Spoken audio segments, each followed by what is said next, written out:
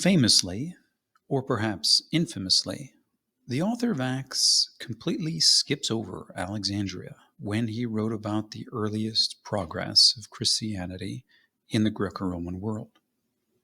But he does mention the first known follower of Jesus from Alexandria, a man by the name of Apollos. Who was he?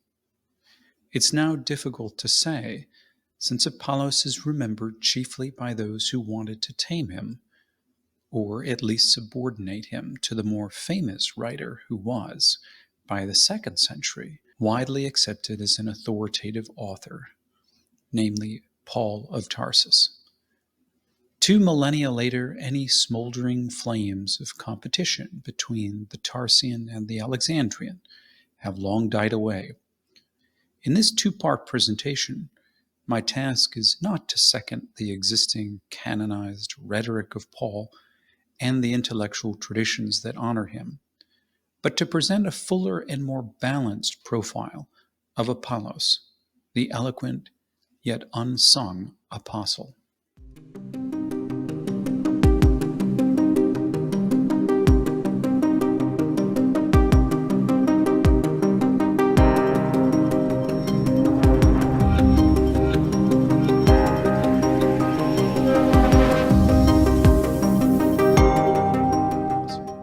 Admittedly, we do not know where Apollos first encountered the lore about Jesus. At least 2 manuscripts of Acts have Apollos taught the Christian message called the Way or the Teaching in his homeland, namely Alexandria. If this reading was a later extrapolation by a particular editor or scribe, I agree with Bruce Metzger that it was a reasonable one.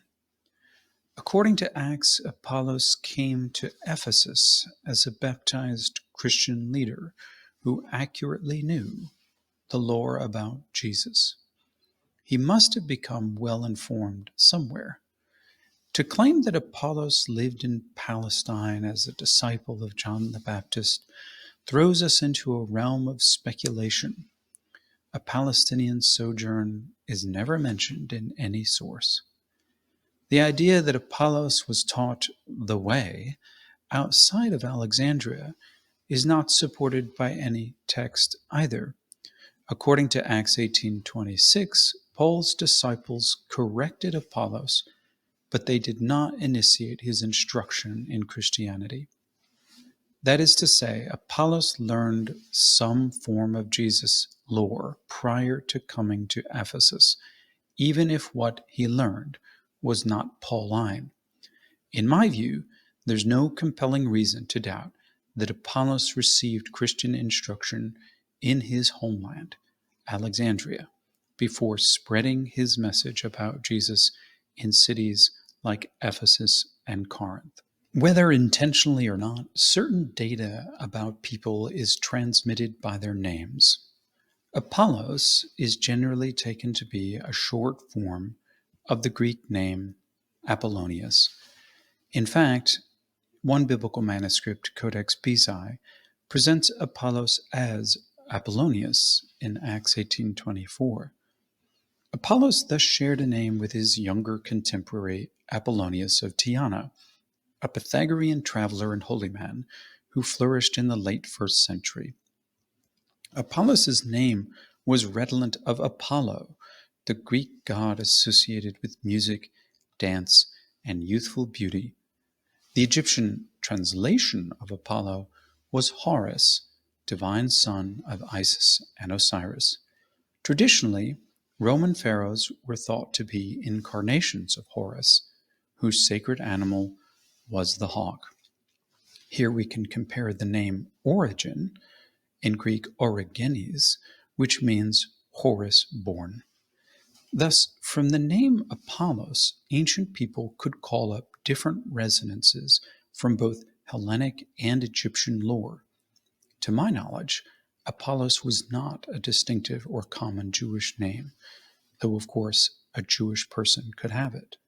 The datum that Apollos came from Alexandria comes from Acts 18:24. Alexandria was the queen of cities in the eastern Mediterranean.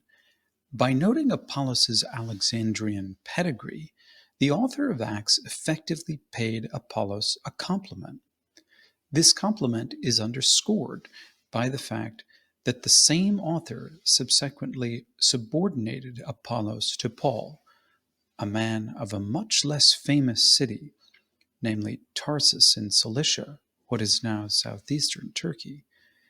In the context of Acts 18:24, Apollos even is subordinated to Aquila, Paul's co-worker from Pontus, north-central Turkey. The area of Pontus had little claim to fame, and at the time was viewed as something of a cultural backwater in comparison to places like Rome, Alexandria, and the west coast of Asia Minor.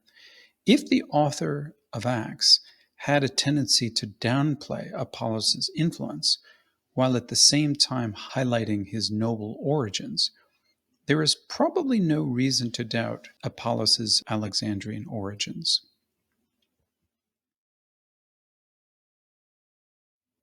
The author of Acts wrote about Apollos at least a generation or more after Apollos' ministry. The only secure source of information about Apollos that is contemporary with him is Paul's letter now called 1 Corinthians. Scholarship is rather split on how to interpret Paul's relationship with Apollos as indicated in this letter. There are basically ironic scholarly readings which emphasize their fraternity and cooperation. Other scholars, however, detect underlying conflicts and tensions between them. Although I acknowledge the merits of the first position, I believe that the data supports the latter view. In brief, despite certain courtesies paid to Apollos, Paul seems to have been in subtle competition with him, intent on countering his influence in order to regain undisputed leadership in the Corinthian assembly. To be sure, Paul and Apollos were ostensibly on the same side. Both men were independent, freelance experts and recruiters trying to promote a message about Jesus. In doing so, however, they also promoted themselves as leaders and intellectuals in a competitive marketplace of ideas. Intent on maximizing his own impact, Paul was reticent to describe Apollos' distinctive contributions to the intellectual and spiritual life of the Corinthians. Paul also refrained from detailing Apollos' actual role as leader in the Corinthian assembly. Attempts to see Apollos or his theology at work apart from the places in 1 Corinthians where he is actually named are necessarily speculative. Accordingly, I focus only on 1 Corinthians. Paul depicts the Corinthians as riven into four factions: those of Paul, those of Apollos, those of Cephas, and those of Christ. It's doubtful, however, that any Corinthian devotees of Jesus would have confirmed Paul's divisions entirely. The activity and identity of Cephas, for instance, are beset with looming question marks. He may or may not be identical to Peter, and he may or may not have come to Corinth. The fact that the four parties named, reduced to two later on, indicate that the only two prominent factions, if indeed they can be called such, were centered on Paul and Apollos. In my view, Paul's actual target of criticism was not just an abstract sophistical culture or mentality. Traveling orators known for the art of persuasion and performance, so-called sophists, were indeed an important part of Eastern Mediterranean culture. But in recognizing this background, one should not lose sight of Paul's concrete situation. The Tarsian repeatedly named a person, Apollos, whose expertise in Greek rhetoric and wisdom proved to be in contrast with Paul's putatively more unsophisticated oral presentation. Paul himself, as has been well established, was hardly bereft of Greek rhetoric and wisdom. Nevertheless, Apollos was, it seems, part of a higher cultural tier. He was from a famous cultural and educational center, and his talents made him seem more qualified and proficient, at least to some Corinthians. In subtle ways, however, Paul managed to undermine the effect of Apollos' rhetorical proficiency. Initially, Paul crafted a binary between abstract qualities which he subtly associated with Apollos and himself, namely wisdom and foolishness. Reading between the lines, one senses that Apollos represented the wisdom of speech, Sophia Lagu in Greek, otherwise known as the wisdom in speeches or discourses. Paul then reversed the valence of the two binaries, portraying what is foolish to Greeks as his divine wisdom, while labeling Greek wisdom or education as worldly. Paul tried to ground his views in texts from Jewish scripture. In citing these scriptures, Paul had a shrewd way of alluding to his actual target. He quoted a verse that he never used elsewhere in his writings. I will destroy, here apollo in the Greek, the wisdom of the wise. Ostensibly, this is a quote from Isaiah 24:19. Yet in the Greek version, it's hard to miss the critique of Apollos when Paul cited a scripture that began with Apollo. Apollos, if we grasp the innuendo, represents the Greek wisdom of the wise that God will destroy. Those who follow Apollos are, in Greek, hoi apollumenoi, the Apollonized people who are in the process of being lost. A man as wise as Apollos and his votaries would not have missed the innuendo. To say that Paul's critique was only aimed at the votaries of Apollos, as opposed to Apollos himself, seems too generous. It is the name of Apollos that Paul invokes, and his alone. When he penned 1 Corinthians 2-4, Paul was apparently not overtly threatened by Apollos. Thus he shifted to less oppositional rhetoric. Indeed, he used images that seem conciliatory. He depicted himself and Apollos as co-workers in Corinth. At the same time, Paul was careful to portray himself as the superior or supervisor in the relationship. For example, Paul depicted both himself and Apollos as farmers and builders. Paul, however, is the one who planted and laid the foundation as a quote-unquote wise architect, whereas Apollos only watered and built on the foundation like a common day laborer. The quality of Paul's foundation and architectural plan is never thrown into doubt, though the quality of the house's building materials, among them wood, hay, and stubble, is thrown into question. This was a game of one-upmanship. It was Paul who laid the foundation, and Apollos who only built on it. Another strategic metaphor used is that of the pedagogue and the father. Apollos, Paul admitted, may be one of 10,000 Corinthian pedagogues, but Paul positioned himself as the single father of his Corinthian children.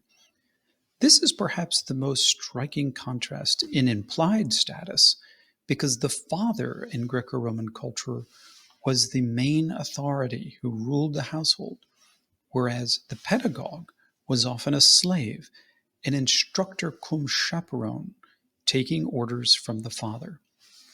Reading the implications of Paul's metaphor, Apollos could only give the Corinthians what a slave could give to children: elementary instruction and guidance.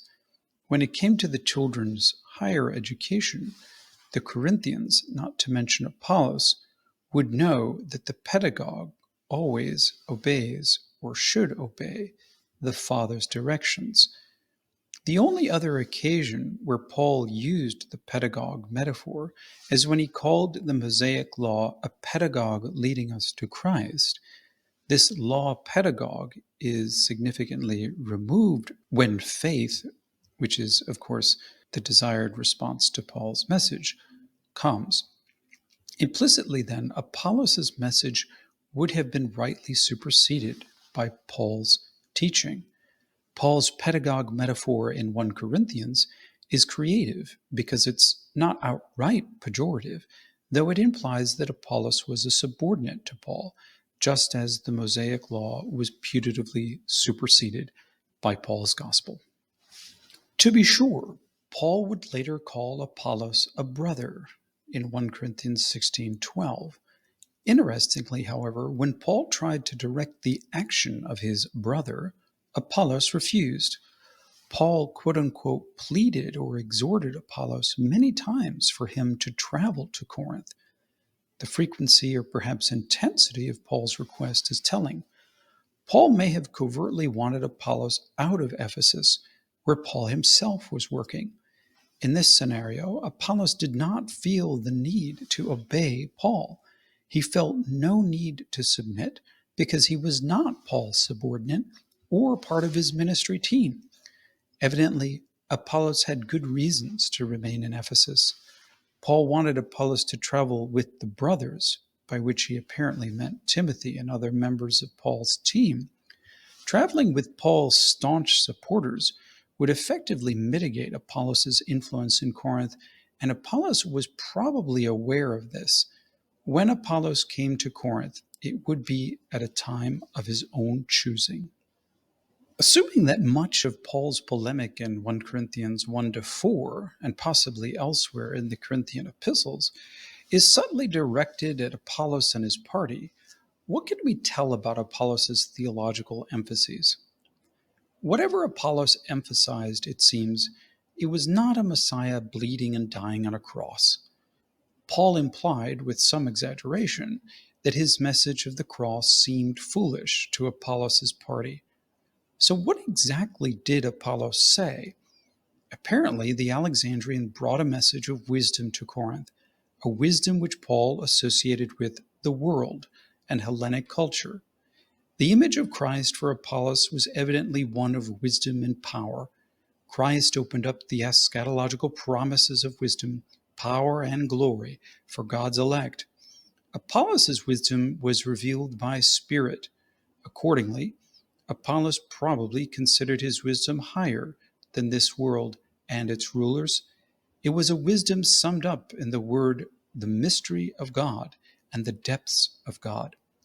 Paul agreed with Apollos that this divine wisdom could not be discerned by people unliberated by Spirit. The Spirit was an agent of cosmic and intellectual renewal, bestowing the mind of Christ.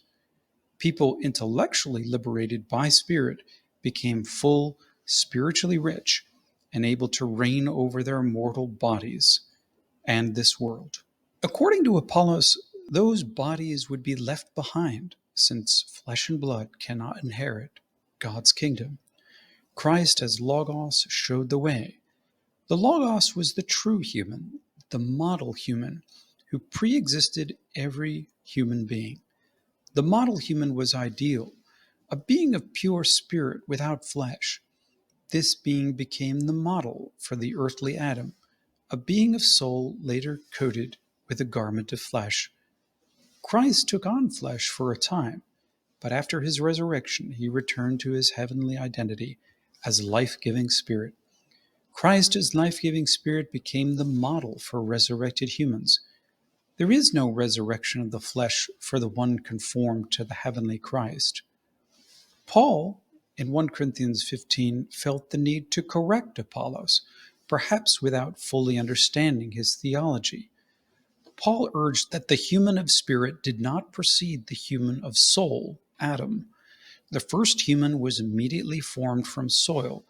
Later, the second human, Christ, came from heaven.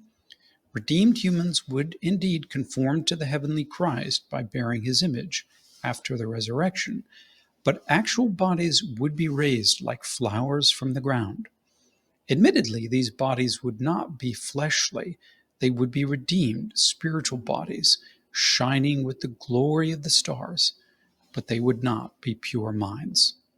One senses that Paul would have made the same arguments against Philo of Alexandria. It was Philo, after all, who distinguished the Logos as the model human. Philo further clarified that the first human in the image of the Logos was an ideal entity, not the atom of flesh. It was Philo who believed that the true human within was the mind, and that this mind alone would be liberated when it came time for humans to shed their coats of skin. In the case of Moses, we see clearly that there was no fleshly resurrection. The lawgiver, according to Philo, ascended to heaven as a pure mind, nous, bright like the sun. This liberation from the flesh to become pure mind was a form of obtaining deathlessness and power, and thus a form of deification. The question of whether Apollos was influenced by Philo has been steadily raised in scholarship. I think direct influence is possible, but unnecessary. If Apollos was trained in distinctly Alexandrian wisdom, then he participated in the same theological climate as Philo and encountered similar traditions, including the notion of God or a manifestation of God as a primal human, the rejection of corruptible flesh, and deification by becoming spirit or mind. These Alexandrian theological themes collided head-on with Pauline emphases, a slaughtered Messiah and the raising of corpses. And this conflict incited the apostles' ire against the Pauline party at Corinth. What then can we infer about Apollos based on the data of 1 Corinthians? He seems to have been a freelance teacher of basically equal status to Paul. He may even have considered himself of greater status than Paul, given that he was better educated and rhetorically more proficient, a point which Paul indirectly conceded. Apollos' education seems to have been broadly Hellenic, for it is the Greeks, Paul said, who seek after the kind of wisdom associated with Apollos. Apollos' learning also involved proficiency in Jewish scripture, for it was these scriptures that Paul in turn wielded against him. Apollos had probably emphasized those passages in Hebrew scripture which supported the pursuit of wisdom, often lauded, for instance, in the book of Proverbs, "Blessed is the person who has found wisdom." In response, Paul selected from his quiver a set of passages that threw human wisdom into doubt. From what we can tell, Apollos came to Corinth after Paul and apart from Paul's directives. In Corinth, Apollos assumed a kind of leadership over some of Paul's converts, and he may have made recruits of his own. Apparently, Apollos encouraged the group to attain a higher level of spiritual and intellectual maturity, a maturity that involved the promise of royal power and honor. Apollos may have accepted payment or donations for his sermons and or leadership. Otherwise, Paul would not have contrasted his practice of self-maintenance. Conceivably, however, Apollos may not have needed money. He may have been supported by an Alexandrian assembly. Alternatively, if Apollos was from a good Alexandrian family and could afford to travel, he was probably affluent. And so ends part 1 of my presentation on Apollos of Alexandria. Thank you so much for joining me. I'm Dr. David Litwa, and if you have benefited from this video, please consider supporting me on Patreon or by picking up my book on early Christianity in Alexandria. The links are in the description. Thank you again, and take care.